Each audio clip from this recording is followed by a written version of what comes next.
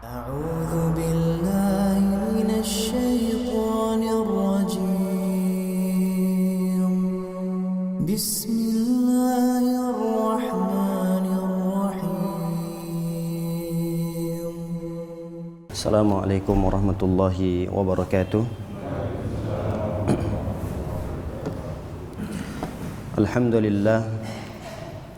Alhamdulillahilladzi arsala rasulahu bil huda wa dinil haqq liyuzhirahu 'alad dini kullih walau karihal kafirun.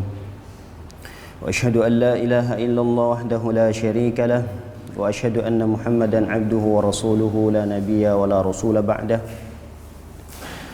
Amma ba'du.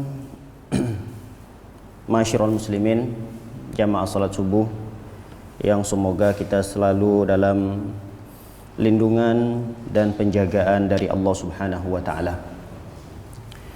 Alhamdulillah, puji syukur atas segala karunia yang Allah berikan kepada kita, yang dengannya alhamdulillah kita bisa menunaikan kewajiban kita sebagai hamba Allah Subhanahu wa taala dengan melaksanakan salat subuh secara berjamaah. Tak lupa pula kita salawat dan mengucapkan salam untuk Nabi kita yang tercinta, Nabi Muhammad sallallahu alaihi wasallam. Semoga kita termasuk umat beliau yang mendapatkan syafaatnya kelak pada hari kiamat. Allahumma amin.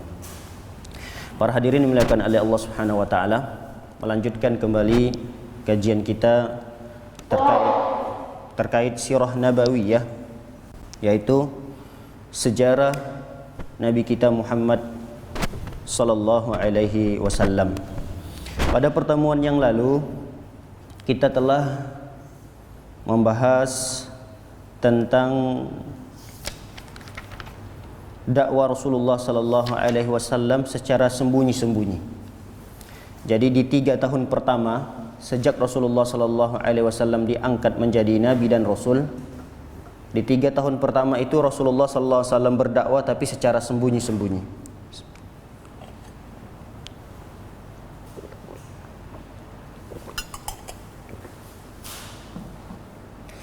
Dan di 3 tahun yang pertama ini orang-orang kafir Quraisy tidak terlalu merespon dakwah Rasul sallallahu alaihi wasallam, dan tidak banyak di antara mereka tersinggung karena dakwah Rasulullah sallallahu alaihi wasallam ini tidak mengusik, tidak membicarakan tentang kebiasaan-kebiasaan nenek moyang mereka.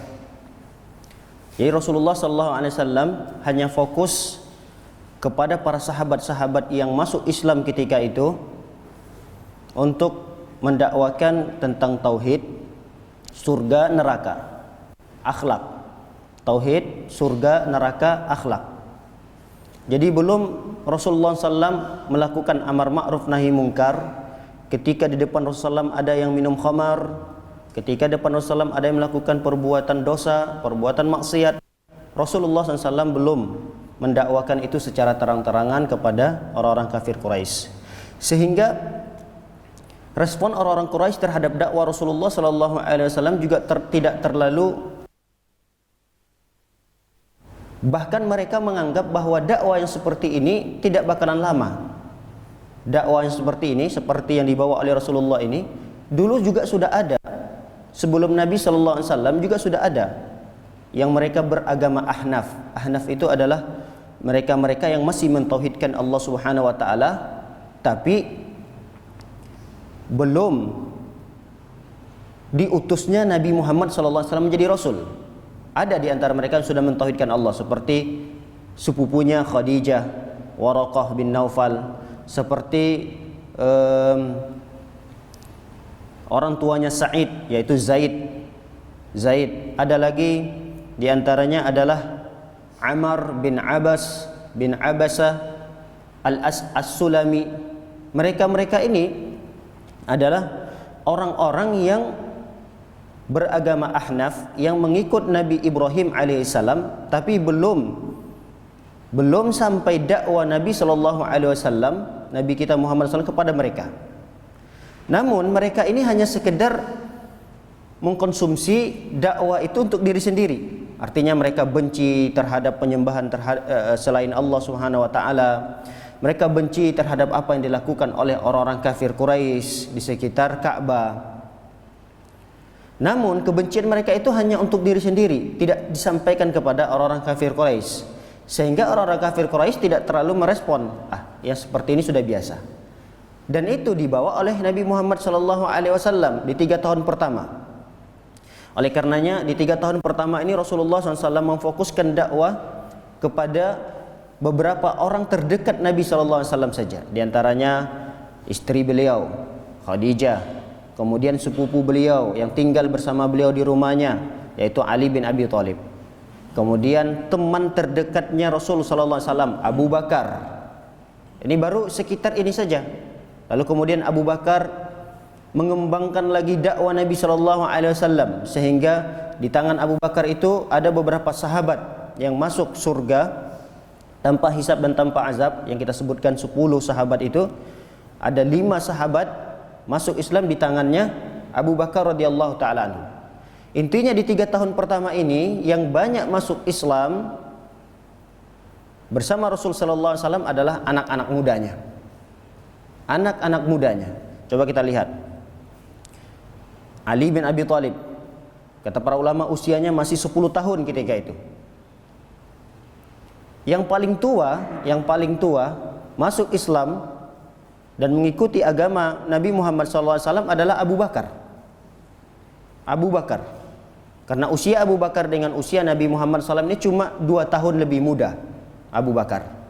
Kalau Nabi SAW diangkat menjadi Rasul usianya berapa tahun? 40 tahun. Berarti Abu Bakar itu dikurangi 2 tahun. Jadi sekitar 38 tahun. Ada yang masuk Islam seperti Utsman bin Affan, yang masuk Islam di tangan Abu Bakar, usianya 34 tahun. Ada lagi seperti Zubair bin Al-Awwam, usianya 15 tahun. Abdurrahman bin Auf, usianya kurang lebih 30 tahun kata para ulama. Sa'ad bin Abi Waqqas, usianya 14 tahun. Talha bin Ubaidillah At-Taimi, usianya 15 tahun. Kita tahu Al-Arqam bin Abil Arqam. Al-Arqam itu yang rumahnya dijadikan pesantren khusus, tempat kajian Nabi SAW secara tertutup bersama para sahabat ketika itu, juga usianya belasan tahun. Artinya memang ketika itu pengikut-pengikut Nabi SAW sebahagian besarnya adalah usianya masih pemuda, masih muda. Kenapa kata para ulama? Karena terkadang anak muda ini keingintahuannya lebih besar daripada orang-orang tua. Usia tua itu batasnya berapa tahun? Atau anak muda lah. Anak muda ini batasan seseorang itu dikatakan muda berapa tahun? Berapa tahun? Maksimal dikatakan dia itu masih muda. 60 tahun? 40 tahun maksimalnya. Berarti udah 41 udah enggak muda lagi. Ya, baik. 41 berarti udah 40 tahun. Berarti dari usia ya 18 tahun atau 20 tahun sampai 40 tahun itu usia muda. Kenapa di usia-usia ini yang banyak mengikuti Rasul sallallahu alaihi wasallam? Karena mereka itu tidak tidak terlalu banyak mengkonsumsi kebiasaan-kebiasaan nenek moyang mereka, dan daya intelektual mereka juga masih kuat. Rasa keingintahuan mereka juga masih besar. Setiap ada sesuatu yang baru, mereka terus ingin menggalinya. Makanya kalau kita lihat saat ini yang lebih banyak menghadiri kajian-kajian itu kan usia-usia yang masih muda. Insya Allah di sini juga masih muda-muda semua. Insya Allah. Masya Allah. Iya. Jadi di usia muda itu banyak sekali kita lihat mereka lebih mudah untuk menerima dakwah. Kalau orang-orang yang sudah lama bergelut dengan kebiasaan nenek moyang mereka, itu sulit bagi mereka untuk meninggalkannya. Makanya kita kasihan kadang melihat orang-orang tua kita yang ada di kampung-kampung yang sudah sepuh-sepuh. Kalau kita sampaikan ajaran Islam ini dengan sesuai apa yang dibawa oleh Rasulullah SAW, yang ada apa? Bukan penerimaan, tapi penolakan. Kenapa? Karena memang mereka sudah puluhan tahun melakukan kebiasaan itu gitu. Dan kebiasaan itu sudah dianggap menjadi ibadah, sudah dianggap seperti pendekatan diri kepada Allah Subhanahu wa taala. Jadi sulit untuk merubahnya.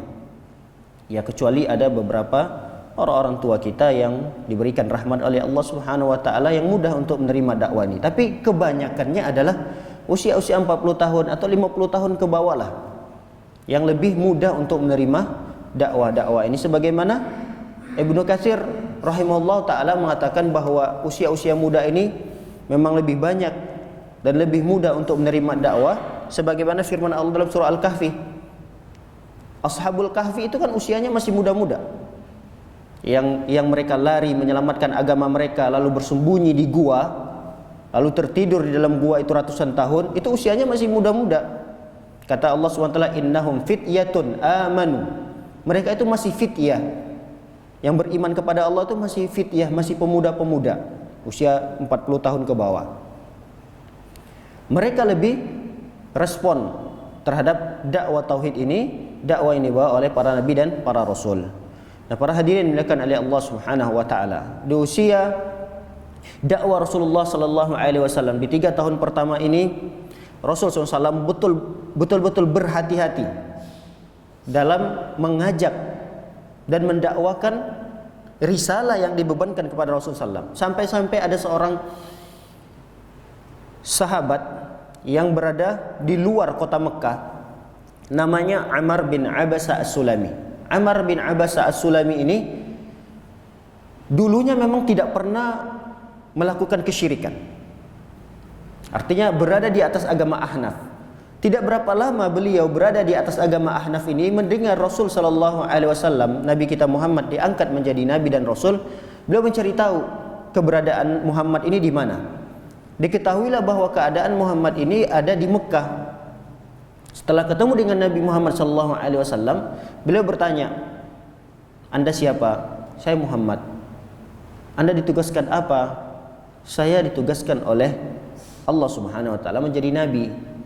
Nabi itu apa? Nabi itu kata Rasulullah seorang yang diutus untuk menyampaikan risalah, disebutkan rasul. Lalu apa yang dibebankan oleh Allah untuk kamu sampaikan? Kata Nabi Muhammad SAW, untuk menyambung tali silaturahmi, untuk berbuat baik, untuk menyembah kepada Allah Subhanahu wa taala dan menjauhkan kesyirikan. Ajaran inilah yang saya cari, kata Ammar bin Abasa As-Sulami. Setelah itu Ammar mengutarakan keimanannya kepada Nabi sallallahu alaihi wasallam. "Kalau begitu saya ikut kepadamu." Kata Nabi sallallahu alaihi wasallam, "Jangan dulu." Kenapa Rasulullah SAW ketika itu melarang Ammar bin Abasa As-Sulami ini? Kata para ulama ada 2 kemungkinan. Yang pertama, bisa jadi dia adalah intel, kalau bahasa kita sekarang adalah intel, untuk mengetahui siapa-siapa saja yang sudah ikut masuk Islam bersama Rasulullah. Karena akan membahayakan sahabat Nabi yang sudah masuk Islam dari kalangan hamba sahaya. Dari kalangan hamba sahaya yang masuk Islam, mereka yang tidak punya apa-apa, bahkan nyawa mereka sekalipun milik tuan mereka. Jadi kalau mereka masuk Islam, itu akan sangat membahayakan umat Nabi SAW dari kalangan hamba sahaya ini. Atau dia bukan hamba sahaya, orang merdeka, tapi dia kalangan miskin, juga akan membahayakan diri mereka. Akhirnya Salam mengatakan, "Tar dulu." Ada kemungkinan yang kedua, kata para ulama, kenapa Rasulullah tidak menerima langsung keimanan syahadat yang akan diucapkan oleh Ammar ini? Kata para ulama, kemungkinan yang kedua adalah agar Ammar ini tidak bermodalkan semangat ketika dia masuk Islam, lalu dia mendakwakan sana sini dan akan membahayakan dirinya sendiri. Jadi bisa jadi keislaman itu membahayakan orang lain atau membahayakan diri sendiri. Sehingga kata Rasulullah, pesan beliau, nanti kalau Anda mendengarkan dakwah saya ini sudah tersebar, maksudnya sudah secara terang-terangan dakwah Nabi sallallahu alaihi wasallam di kalangan manusia, kamu datang lagi. Pesan Nabi sallallahu alaihi wasallam, datang lagi untuk menemui saya. Nah, ini adalah di 3 tahun pertama Rasulullah betul hati-hati dalam menyampaikan dakwah tersebut. Kata para ulama, ya di 3 tahun pertama itu yang masuk Islam bersama Rasulullah SAW hanya 50 sampai 60 sahabat.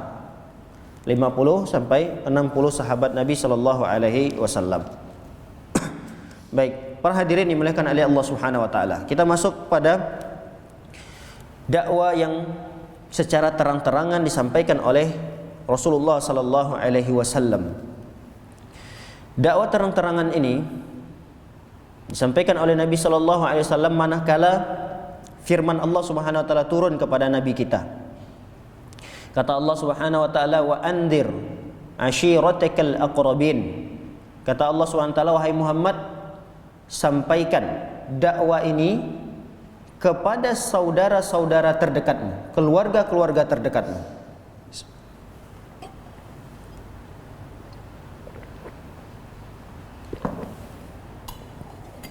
Ada perintah di sana. Kata Allah Subhanahu wa taala, "Wa anzir ashiratakal aqrabin." Wahai Muhammad, sampaikanlah kepada keluarga-keluarga terdekatmu. Nah, anzir itu adalah kabar yang mengandung ancaman. Kalau absyir, kabar yang mengandung kegembiraan. Tapi Rasulullah SAW di sini diperintahkan oleh Allah Subhanahu wa taala untuk menyampaikan kabar berita yang berisi ancaman. Ancaman bagi orang yang melakukan kesyirikan, ancaman bagi orang yang melakukan kemaksiatan. Jadi Allah Subhanahu wa taala perintahkan itu kepada Nabi Muhammad SAW untuk disampaikan kepada keluarganya terdekat terlebih dahulu, sebelum itu disampaikan kepada orang-orang lain. Kata para ulama, ayat ini dalam surah Asy-Syu'ara, sebelum ayat ini ada kisah-kisah tentang Nabi Musa dengan Fir'aun. Kenapa hikmahnya, kata para ulama, Allah Subhanahu wa taala menceritakan tentang bagaimana Allah membinasakan Fir'aun, bagaimana Allah membinasakan kaum Ad, Samud, dan orang-orang yang mendustakan para nabi dan para rasul. Kata para ulama, untuk menghibur Nabi Muhammad SAW, karena nanti dakwah Rasulullah SAW ini akan dimusuhi oleh orang terdekat sendiri, oleh kaumnya sendiri. Sebagaimana Nabi Musa, siapa yang memusuhi dakwah Nabi Musa alaihissalam? Fir'aun. Fir'aun itu bisa dikatakan dalam tanda kutip adalah bapak angkatnya Nabi Musa, yang membesarkan Nabi Musa. Nabi Musa itu tinggal di istananya Fir'aun dari sejak menyusui sampai besar. Nabi Musa itu di istananya Fir'aun. Tatkala Nabi Musa diangkat menjadi Rasul, yang terdepan memusuhi dakwah Nabi Musa adalah Fir'aun sendiri. Begitu juga nabi-nabi yang lain. Makanya Allah SWT mengatakan, "Wa anzir ashiratakal aqrabin." Wahai Muhammad, yuk dakwahkan keluarga-keluarga terdekatmu dulu. Karena sebagaimana nabi-nabi terdahulu yang mereka juga mendakwakan keluarga-keluarga terdekat mereka, mereka dimusuhi. Jadi jangan nanti kamu kaget gitu. Itulah secara tidak langsung pesan yang akan disampaikan oleh Allah kepada Nabi Muhammad SAW. Nah, yang pertama sekali Rasulullah mendakwakan paman-pamannya atau saudara-saudara terdekat, termasuk sepupunya, bibinya, sekitar 50 orangan. Saudara dekat Nabi SAW ketika itu berkumpul. Ada momen-momen yang mereka ini berkumpul, sekitar 50 orang. Nabi SAW pun mulailah menyampaikan, ingin menyampaikan. Belum sampai inti daripada dakwah itu, yang pertama sekali menghalangi dakwah Nabi SAW adalah Abu Lahab. Kata Abu Lahab, "Wahai Muhammad, kamu kurang ajar, kamu tuh usianya masih di bawah kami ini paman-paman kamu semua. Kamu jangan kurang ajar mau ngajarin kami sesuatu yang baru. Apalagi ajaran kamu ini bertentangan dengan agama nenek moyang kami." Mendengar ucapan itu, Nabi Muhammad SAW langsung mengalah. Itu langsung terdiam dan tidak melanjutkannya. Ini momen yang pertama Rasulullah ketika perintah Allah SWT untuk berdakwah tidak berhasil. Namun Rasulullah tidak menyerah. Di momen berikutnya Rasulullah mendapatkan momen yang bagus ini. Paman-pamannya, saudara-saudaranya, keluarga-keluarganya berkumpul lagi. Didakwakan oleh Nabi SAW yang kedua kalinya. Itu mengucapkan hamdalahnya, innal hamdalillah nahmaduhu wa nasta'inuhu, dan seterusnya. Lalu Rasulullah SAW sempatlah ketika itu menyampaikan beberapa inti dakwanya. Kata Rasulullah, kalian wahai paman-pamanku, saudara-saudaraku, keluargaku semuanya akan mati sebagaimana kalian tertidur, dan kalian akan dibangkitkan lagi di padang mahsyar sebagaimana kalian terbangun dari tidur kalian. Kata Nabi SAW melogikakan, artinya kita ini tidak hanya hidup di dunia lalu setelah itu tidak ada pertanggungjawaban.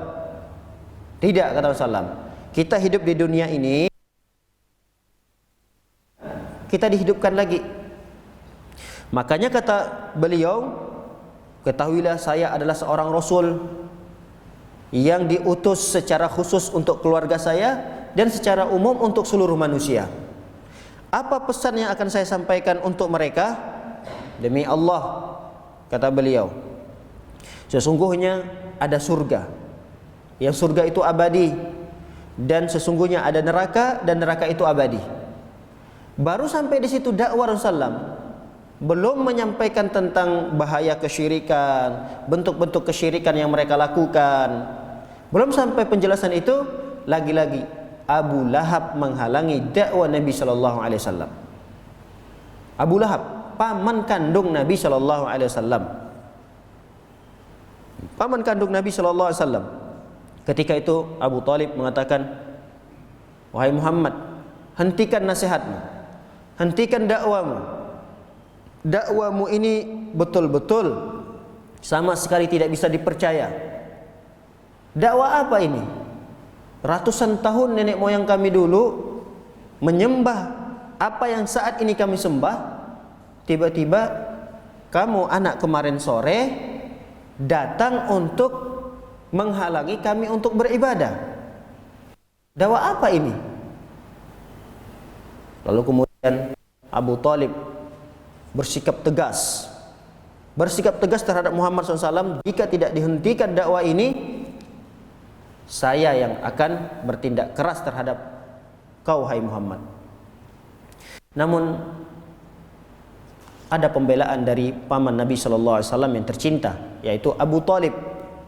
Abu Lahab memusuhi, Abu Talib ketika itu langsung mencekal, merespon dakwah Nabi SAW bahwa apa yang disampaikan oleh Muhammad SAW ini tidak ada sama sekali pertentangannya.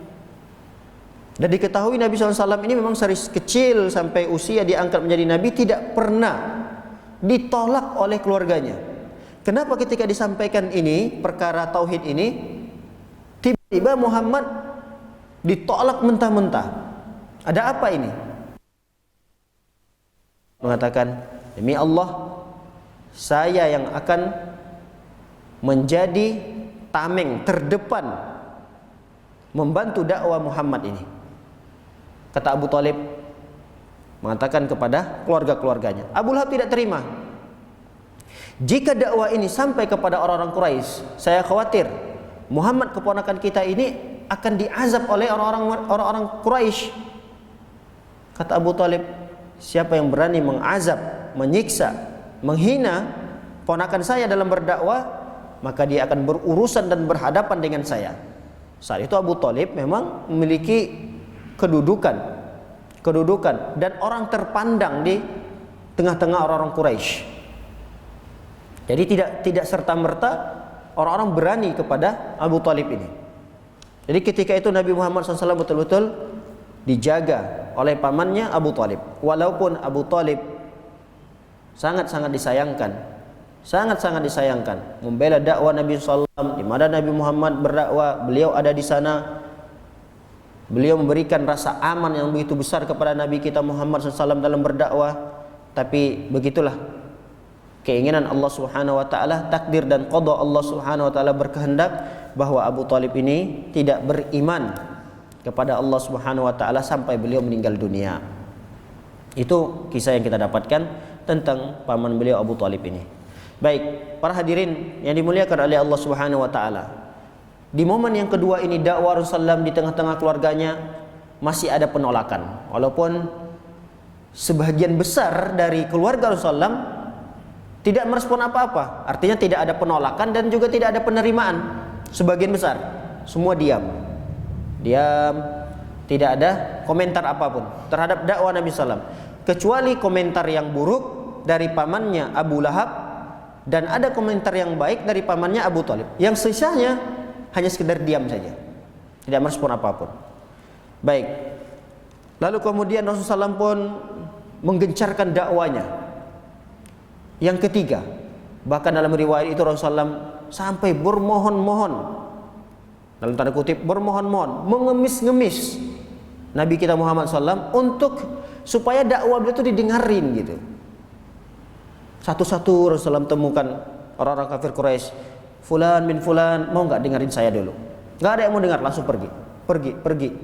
Sampai ketika itu Rasulullah, mohon maaf tanda kutip, beliau itu sangat mengemis-ngemis kepada orang-orang Quraisy agar sejenak duduk mendengarkan dakwah Rasulullah. Tapi tidak ada yang mau. Luar biasa perjuangan dakwah Nabi kita Muhammad SAW untuk menyebarkan agama Islam ini. Lalu kemudian Rasulullah mendapatkan ide agar bagaimana secara menyeluruh sebagian besar orang-orang kafir Quraisy itu mengetahui bahwa Nabi kita Muhammad SAW ini sudah diangkat jadi Rasul gitu. Akhirnya Rasulullah SAW menggunakan metode orang-orang kafir Quraisy. Ini adat istiadat kebiasaan orang-orang kafir Quraisy. Dan kebiasaan ini dicontoh oleh Nabi SAW, ditiru oleh Nabi SAW, tapi dimodif sedikit. Dan itu boleh. Oleh karenanya kata para ulama, Islam ini sama sekali tidak membenci adat istiadat. Jadi jangan ada persepsi mengatakan bahwa Islam ini datang menolak dan membenci adat istiadat. Tidak. Buktinya Rasulullah SAW melakukan dan meniru kebiasaan orang-orang Quraisy ketika itu, bagaimana caranya untuk mengumpulkan orang banyak. Cuma dimodif sedikit oleh Rasulullah. Ada sesuatu yang tidak benar, Rasul hilangkan. Apa itu yang contoh Rasulullah? Rasulullah SAW naik di Bukit Sofa. Bukit Sofa, ada Sofa, Marwah. Bukit Sofanya Rasulullah naik. Lalu Rasulullah SAW mengucapkan sebuah kalimat, Ya Sabaha, Ya Sabaha. Ya Sabaha ini kata para ulama diucapkan untuk mengumpulkan orang-orang kafir Quraisy untuk menyampaikan informasi penting. Kalau udah ada kalimat Ya Sabaha, ada yang teriak Ya Sabaha di atas bukit, berarti ada informasi yang penting yang akan disampaikan oleh orang tersebut. Hanya saja orang-orang kafir Quraisy terdahulu ketika naik di bukit itu mengucapkan Ya Sabaha, mereka memukul-mukul diri mereka, mereka mengambil batu pasir-pasiran, mereka siram-siramkan di atas kepala mereka. Nah, yang perkara itu tidak dicontoh oleh Rasulullah. Yang itu tidak dilakukan Rasulullah. Rasulullah hanya menggunakan kalimat Ya Sabaha. Semua orang-orang kafir Quraisy ketika itu ngumpul di sekitar bukit tersebut. Karena memang dulu tidak ada mikrofon, susah kalau untuk bicara di tengah-tengah orang yang ramai. Itu susah kalau di dataran biasa seperti ini, suaranya tidak terdengar. Sehingga Rasulullah mengambil kesempatan untuk berbicara di bukit itu, dan orang-orang yang ada di sekitarnya di bawah-bawah bukit itu bisa mendengarkan dengan cara yang baik. Baik, ketika itu Rasulullah SAW sudah melihat beberapa suku-suku berkumpul di sana. Rasulullah memanggil suku-suku tersebut dari kalangan orang-orang Quraisy. Quraisy ini terpecah-pecah lagi beberapa suku. Rasul manggil Ya Bani Fihr, wahai orang-orang Quraisy. Ya Bani Adi, wahai orang-orang Quraisy yang bersuku Adi. Wahai orang-orang Quraisy yang bersuku fulan, yang bersuku fulan, yang bersuku Bani Abdul Muttalib, yang bersuku Abdul Manaf. Semua disebutkan oleh Rasulullah sallallahu alaihi wasallam suku-suku tersebut di tengah-tengah orang-orang Quraisy. Manakala panggilan itu didengarkan oleh suku-suku ini, Nabi Muhammad sallallahu alaihi wasallam pun menyampaikan sesuatu yang menarik perhatian orang-orang yang kumpul ini. Kata Rasulullah sallallahu alaihi wasallam, andai kata ada sekelompok di balik bukit ini ingin menyerang kita, orang-orang Quraisy, yang ada beberapa suku di tengah-tengah Quraisy ini, ada kelompok besar yang siap dengan senjatanya menyerang kita, membunuh kita, apakah kalian membenarkan berita itu? Kata orang-orang Quraisy kita itu, iya, kami benarkan jika yang menyampaikan engkau wahai Muhammad. Karena Nabi Muhammad ini kenal tidak pernah berdusta, tidak pernah berkhianat. Sampai-sampai yang memberikan gelar kepada Muhammad Al-Amin itu adalah mereka sendiri. Bukan Nabi Muhammad SAW yang mengatakan saya Al-Amin, saya Al-Amin. Tidak. Rasul tidak pernah memuji dirinya sendiri dan memberikan gelar terbaik untuk dirinya. Yang memberikan gelar terbaik Al-Amin itu kepada Nabi kita Muhammad adalah orang-orang Quraisy sendiri. Sehingga kata Nabi Muhammad SAW, apakah kalian akan membenarkan apabila aku katakan di balik bukit sana ada musuh yang ingin menyerang kita? Kata mereka, iya, kami akan percaya itu semua. Kata Nabi SAW, kalau kalian percaya terhadap apa yang saya ucapkan, dan saya tidak pernah berdusta terhadap apa yang pernah saya ucapkan, maka ketahuilah, kata Nabi SAW, fa inni nadhirun lakum baina yaday azabin syadid. Ketahuilah bahwa aku diutus menjadi rasul untuk menyampaikan kabar yang yang di dalamnya ada pesan-pesan ancaman. Dan aku diutus untuk menyampaikan itu, bahwa di tengah-tengahku ada azab yang sangat pedih, kata Nabi kita Muhammad sallallahu alaihi wasallam. Innama mathali wa mathalukum, sesungguhnya perumpamaanku dan perumpamaan kalian sebagaimana perumpamaan seseorang melihat musuh. Perumpamaanku dengan perumpamaan kalian, kata Nabi SAW, sebagaimana perumpamaan seorang laki-laki yang melihat musuh di depannya, lalu musuh itu siap menyerang. Apa yang kalian lakukan? Tentunya kalian akan lari bersama keluarga kalian untuk menyelamatkannya. Bisa jadi kalian lari ke hutan, ke gunung-gunung, ke bukit-bukit untuk menyelamatkan keluarga kalian. Begitulah perumpamaanku dengan kalian. Ketika aku sampaikan dakwah ini, harusnya yang kalian lakukan adalah meresponnya. Kalian harus sampaikan dakwah ini ke keluarga-keluarga kalian. Jika kalian tidak merespon dakwah ini, mengimani dakwah ini, maka terancam kalian dan keluarga kalian dengan azabnya Allah Subhanahu wa taala. Jadi kalau kita melihat ada musuh di depan, kita langsung merespon. Apa respon kita? Ya, kita akan menyelamatkan diri kita, keluarga kita. Kita akan larikan keluarga kita untuk selamat. Begitulah dengan dakwah yang aku sampaikan ini, kata Nabi Muhammad SAW. Kalian jangan anggap sepele. Artinya kalian harus juga merespon. Begitu juga keluarga kalian. Karena di depan kalian ada azab Allah Subhanahu wa taala yang sangat pedih. Begitu. Setelah itu Rasulullah sallallahu alaihi wasallam mengucapkan lagi, ya sabaha, ya sabaha. Ini sekali lagi adalah kalimat pesan yang betul-betul penting sekali yang ingin sampaikan oleh Nabi sallallahu alaihi wasallam.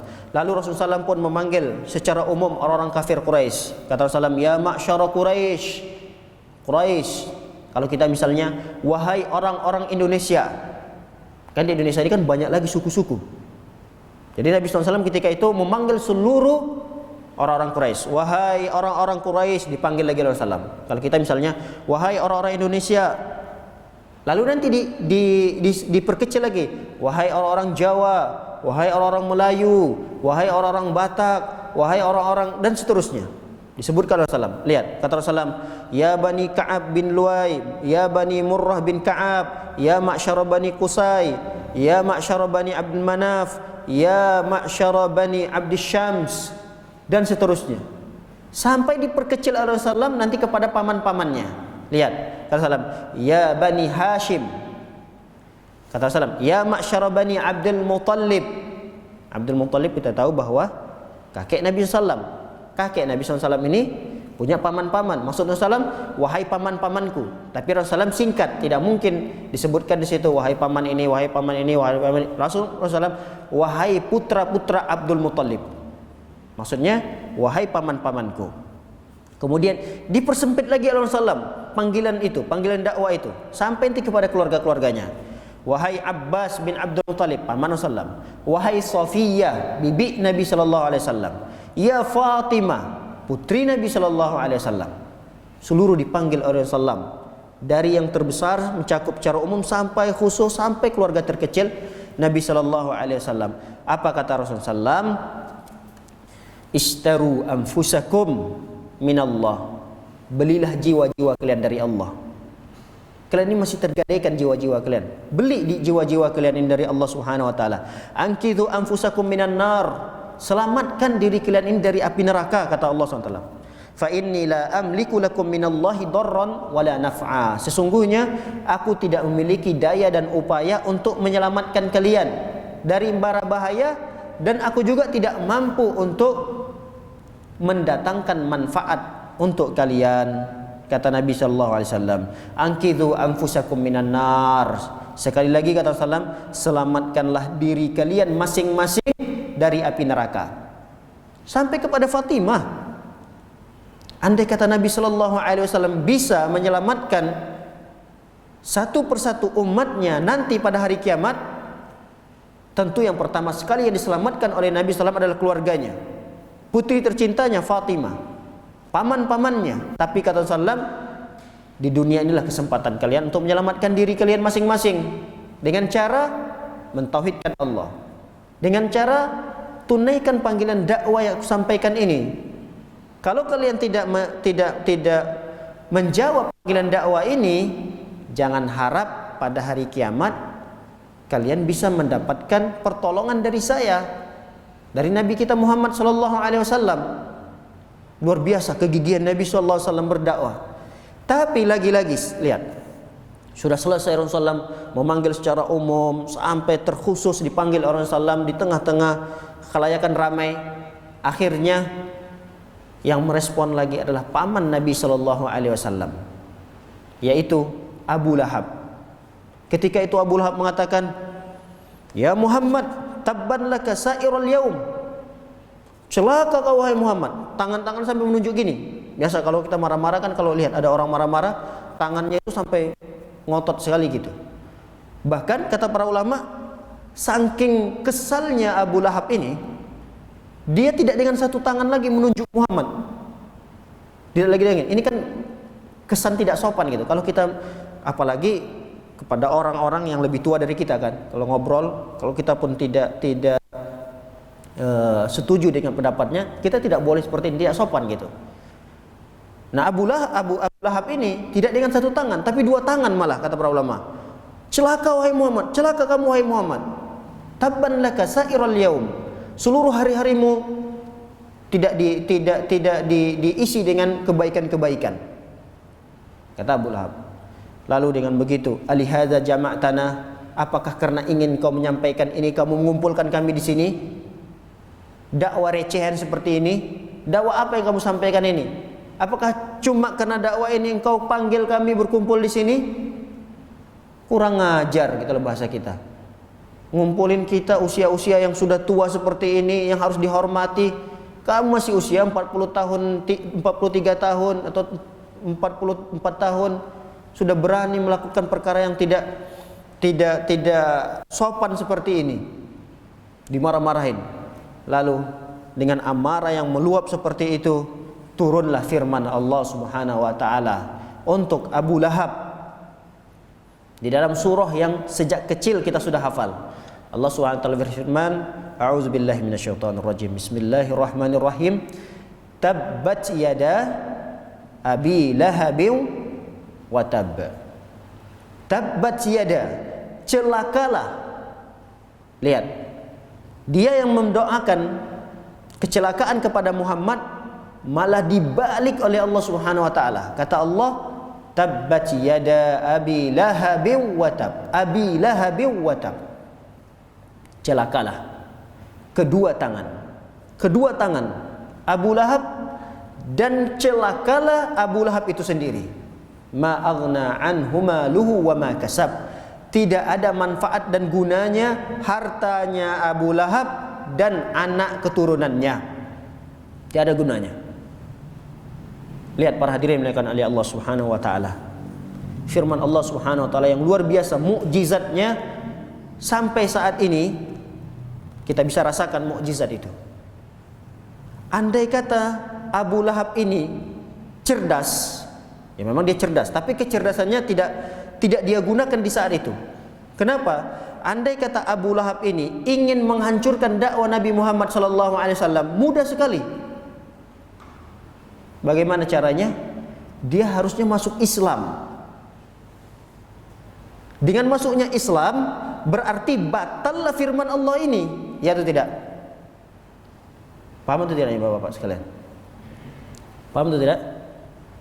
Andai kata Abu Lahab ini betul-betul ingin menghancurkan dakwah Muhammad SAW, sangat mudah sekali di tengah-tengah orang-orang kafir Quraisy. Dia tinggal bersyahadat saja dan mengumumkan keislamannya di tengah-tengah orang kafir Quraisy, udah lemah dakwah Rasulullah, batal dakwah Rasulullah ini. Yang harusnya firman Allah Subhanahu wa taala ini kan berlaku sampai akhir zaman. Kalau Allah Subhanahu wa taala telah menetapkan kedua tangan Abu Lahab celaka, dan celaka Abu Lahab itu terhadap apa yang dia lakukan, bahkan divonis dengan neraka. Bahkan istrinya pada hari kiamat membawa kayu bakar dan membakar suaminya sendiri Abu Lahab itu. Andai kata dia betul-betul ingin menghancurkan dan paham sekali bagaimana strategi untuk menghancurkan dakwah Nabi Muhammad SAW ini, tinggal dia ajak untuk bersendiwara sama istrinya, yuk kita masuk Islam saja, untuk membatalkan firman Allah Ta'ala ini, supaya orang-orang kafir Quraisy tahu bahwa Al-Quran itu tidak benar, tidak memberikan mukjizat, tidak melemahkan hujjah-hujjah. Andai kata Al-Quran itu adalah mukjizatnya besar, bisa melemahkan hujjah-hujjah orang-orang kafir Quraisy, apa yang disembah oleh mereka, tinggal kita masuk Islam. Yuk masuk Islam wahai istriku tercinta, supaya dakwah Muhammad ini hancur. Tapi itulah mukjizat Al-Quran. Sampai akhir zaman, sampai meninggalnya Abu Lahab ini berserta istrinya, dia tidak masuk Islam. Makanya kata Allah Subhanahu wa taala, tabbat yada abi lahabin wa tab, ma aghna anhu maluhu wa ma kasab, sayasla naran dzata lahab. Bahkan Abu Lahab ini masuk ke dalam api neraka yang menyala-nyala. Baik, para hadirin yang dimuliakan oleh Allah Subhanahu wa taala. Setelah itu Nabi Muhammad SAW mulai gencar. Kalau tadi satu persatu tidak ada yang mendengarkan, lalu Rasulullah menggunakan metode memanggil semuanya supaya tahu bahwa Nabi Muhammad SAW itu sudah menjadi Rasul. Setelah mereka tahu, akhirnya Nabi SAW mendakwakan dakwah ini semakin gencar lagi, dan ada beberapa yang merespon dengan dakwah ini. Lalu yang membuat orang-orang kafir Quraisy kesal lagi, dongkol, marah terhadap Muhammad Nabi kita SAW ini adalah ajarannya ini memperpecah belah umat. Kalau bahasa kita sekarang begitulah. Dakwah Muhammad ini memperpecah belah umat, bahkan memisahkan antara suami dan istri, ayah dan anak. Itu konsekuensi dakwah Nabi Muhammad SAW ini. Melihat kejadian seperti ini, kemarahan orang-orang Quraisy ternyata semakin besar. Yang di 3 tahun pertama tadi sama sekali tidak ada sedikit pun respon mereka, jangankan marah, menoleh kepada dakwah Nabi Muhammad SAW aja tidak gitu. Tapi karena sudah semakin terang-terangan dakwah Nabi Muhammad SAW, akhirnya mulailah mereka menyusun strategi untuk membendung dakwah Muhammad SAW ini supaya tidak berkembang. Ini bahaya nih, bahaya nanti terhadap anak cucu kita dengan dakwah Muhammad ini. Akhirnya mereka berkumpul, orang-orang kafir Quraisy itu menunjuk satu duta, artinya satu orang yang betul-betul pintar, cerdas di tengah-tengah orang-orang Quraisy itu. Ditunjuklah duta besar mereka, namanya Al-Walid bin Al-Mughirah. Al-Walid bin Al-Mughirah ini ditunjuk sebagai ketua panitianya lah. Kalau kita berkumpullah orang-orang pintar di tengah-tengah orang Quraisy itu, beberapa orang, ketua panitianya adalah Al-Walid bin Mughirah ini. Apa isi permusyawaratan mereka itu? Isinya adalah, apa gelar yang ingin kita berikan kepada Muhammad ini agar dakwanya tidak bergerak, agar dakwanya ini tidak meluas, agar tercap Muhammad ini tidak jujur lagi, tidak amanah lagi. Bagaimana? Apa yang harus kita lakukan?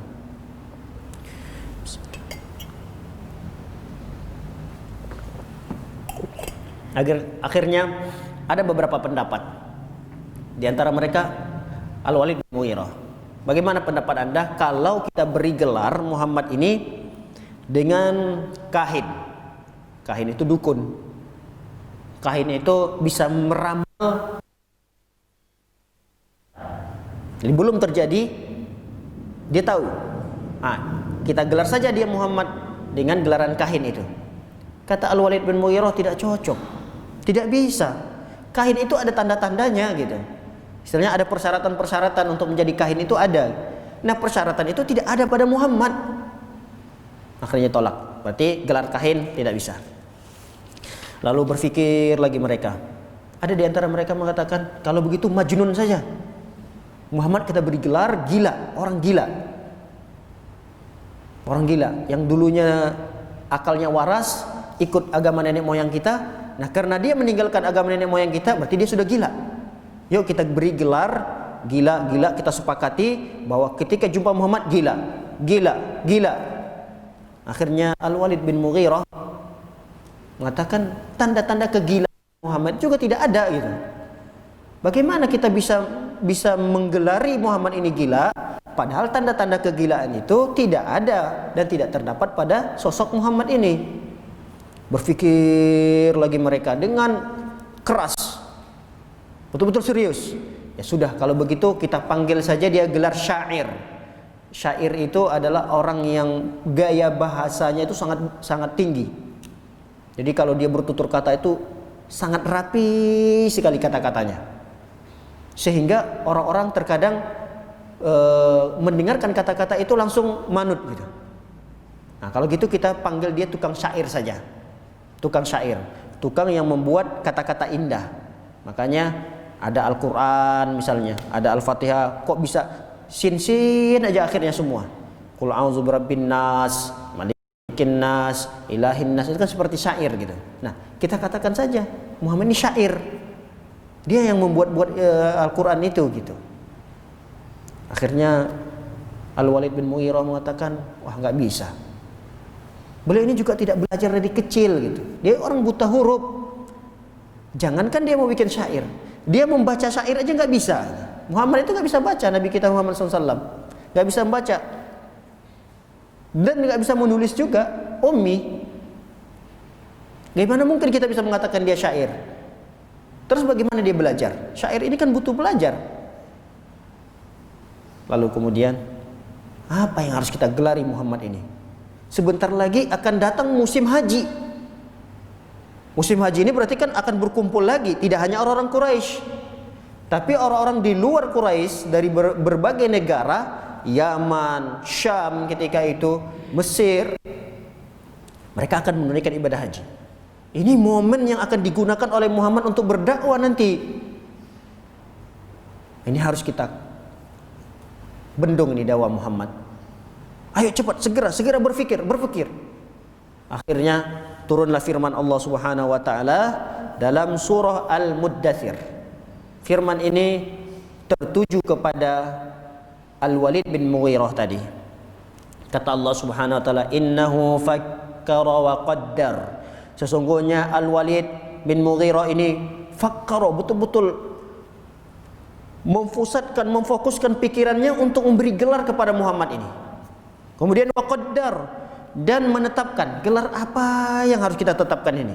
Fakutila kaifa qaddar. Celakalah Al-Walid ini. Celaka Al-Walid bin Mughirah ini yang telah ingin menetapkan gelar buruk kepada Muhammad. Summa kutila kaifa qaddar. Kemudian celakalah bagaimana dia bisa mungkin memberikan gelar yang tidak baik kepada Muhammad.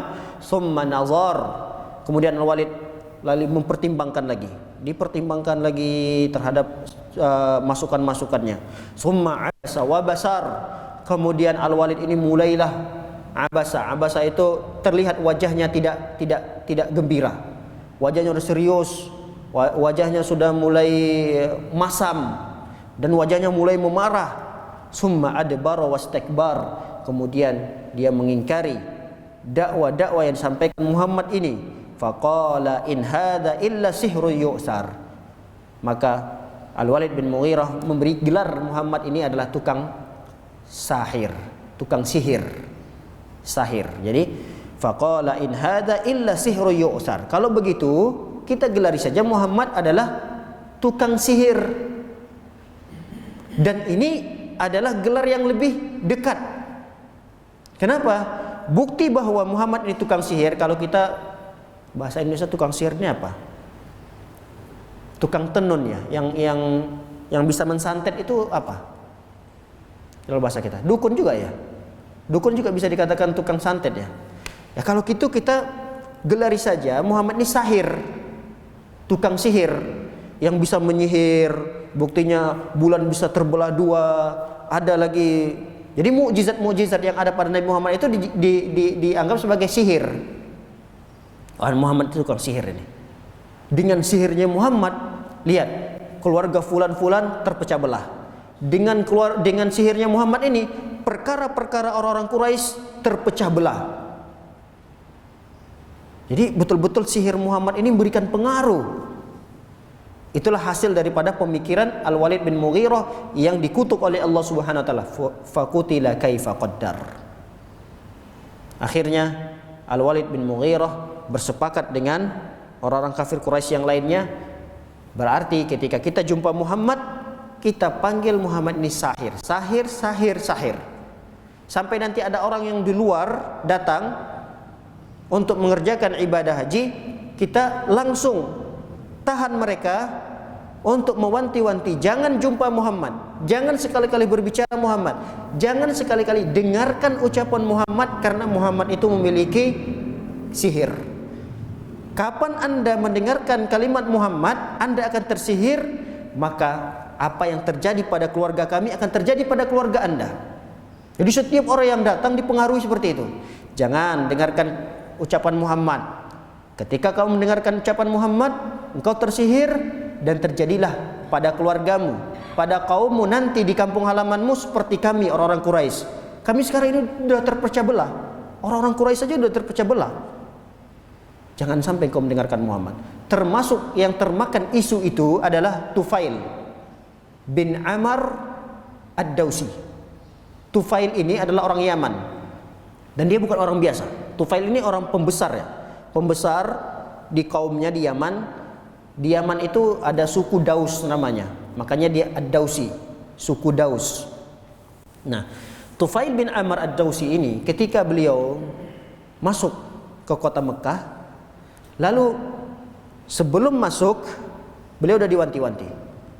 Di tengah-tengah kami orang-orang Quraisy ada namanya Muhammad. Ini hati-hati dengan Muhammad ini. Dia ini memiliki sihir yang apabila engkau mendengarkan ucapannya engkau tersihir. Bahaya. Karena kekhawatiran dan rasa takut Tufail ketika itu, beliau ambil cotton itu adalah apa namanya? Kapas, ya, kapas, terus beliau sumbatkan ke lubang telinganya. Sumbatkan supaya tidak terdengarkan ucapan siapapun.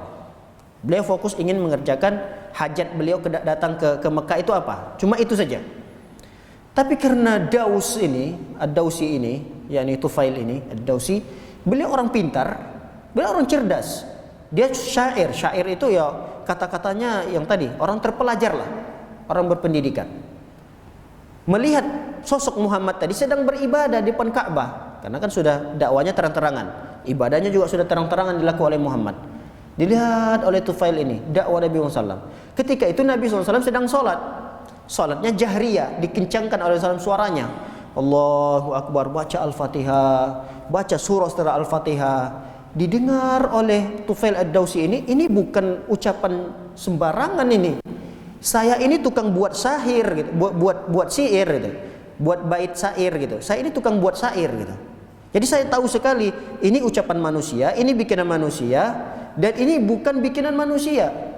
Yang diucapkan oleh Muhammad, Al-Fatihah yang dibacakan, dan setelah Al-Fatihah yang dibacakan itu, ini sama sekali bukan ciptaan manusia. Ketertarikan Tufail Ad-Dawsi sudah semakin besar. Saya ini bukan orang bodoh. Jadi kalau saya dipengaruhi untuk jangan mendengarkan kalimat ini, berarti ini suatu kesalahan yang fatal.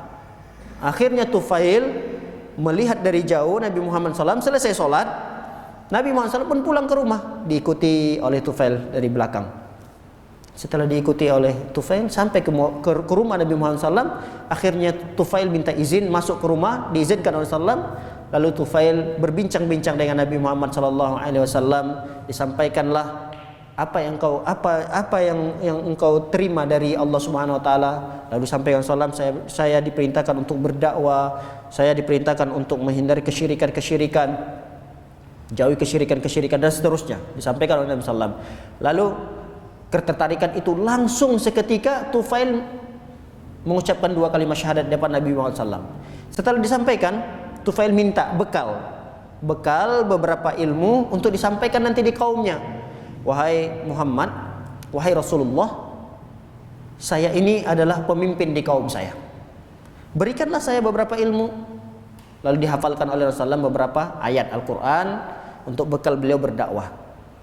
Namun yang luar biasanya lagi, Tufail itu tidak hanya minta bekal ilmu saja, tapi Tufail juga minta sesuatu yang luar biasa kepada Nabi Muhammad SAW, tanda sesuatu kebesaran ayah, kebesaran yang dimiliki. Ya kalau bisa dikatakan kalau manusia biasa itu karomah lah. Karomah, kalau Nabi berarti mukjizat, Nabi dan Rasul mukjizat. Tapi Tufail ini minta langsung didoakan agar memiliki karomah, kejadian yang luar biasa yang tidak didapati pada manusia gitu. Lalu Nabi SAW meminta, ya Allah berikanlah karomah kepada Tufail ini. Dikabulkan oleh Allah SWT ketika itu langsung.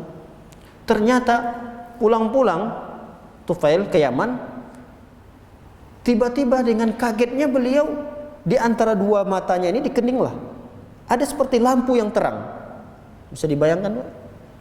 Seperti senter yang bisa menerangi gitu di depannya. Dan tidak ada sama sekali alat gitu. Kalau senter jelas taruh di kening kan kelihatan gitu. Ini di keningnya ini langsung memancarkan cahaya. Ini cerita dan hadis ini sahih dalam beberapa kitab-kitab para ulama menyebutkan kisah ini. Lalu Tufail bin Amr Ad-Dawsi ini melihat karomah ini tidak layak itu kurang pantas gitu. Masa ia ada lampu keluar dari kening gitu. Minta kepada Rasulullah, ya Rasulullah, tolong doakan jangan di sini gitu. Saya khawatir nanti kalau saya berdakwah dengan ajaranmu ini, malah saya akan dipojokkan gitu. Inilah azab bagi orang yang meninggalkan agama nenek moyangnya. Tuh azabnya langsung dibayar kontan oleh Allah, diberikan cahaya. Seakan-akan itu adalah merupakan kecacatan yang dimiliki oleh Tufail ini. Akhirnya dikabulkan oleh Allah Subhanahu Wa Taala lagi. Lalu lampu itu, cahaya itu dipindahkan oleh Allah Subhanahu Wa Taala di cambuknya. Cambuk yang biasa digunakan untuk mencambuk kuda atau apa gitu. Nah, pindahkan di ujungnya, jadi ada lampunya.